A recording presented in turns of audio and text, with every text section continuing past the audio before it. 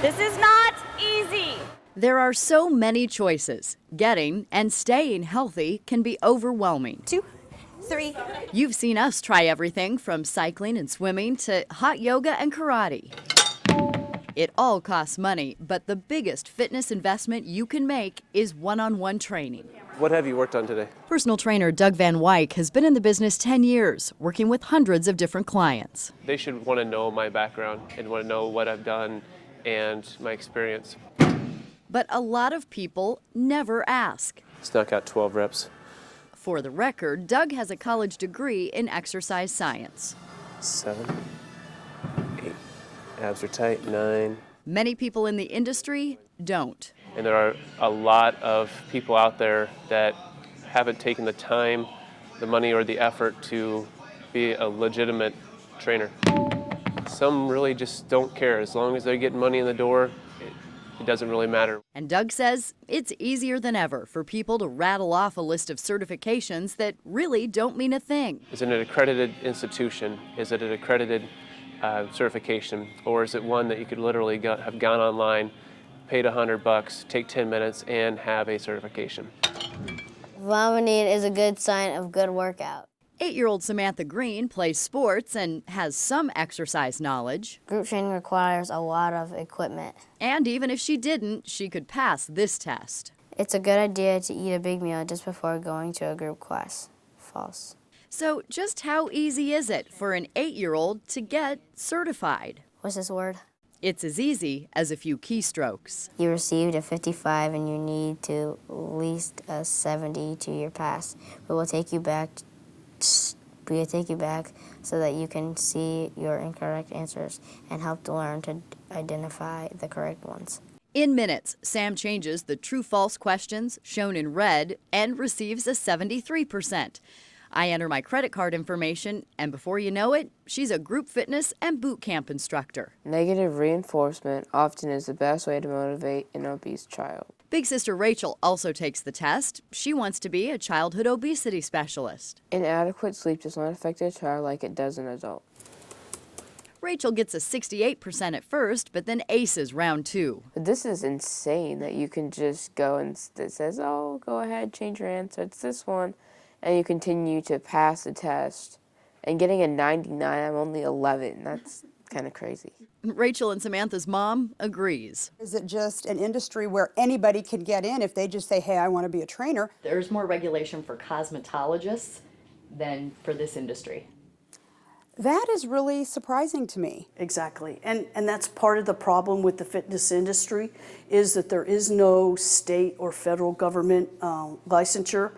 There is also no one out there regulating certifications or licensures. Technique is more important than speed.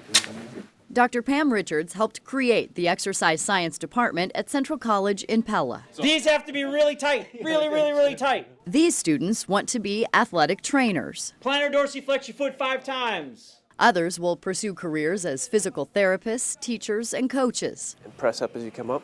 And some hope to follow in Central grad Doug Van Wyk's footsteps and become personal trainers. You have to pass a knowledge test, but you also have to do a hands-on clinical test as well, so that they can handle human beings. That's important, and it's why Dr. Richards is worried about the ease with which people can get certifications. Anyone who wants to be a personal trainer can be. She tested that theory about 15 years ago by going through all of the classified exams in fitness magazines. I used my dog Owen's demographics, and I put in his name and his age, how much he liked to run, how wonderful his personality was. Wrote out the checks, and I sent out the applications.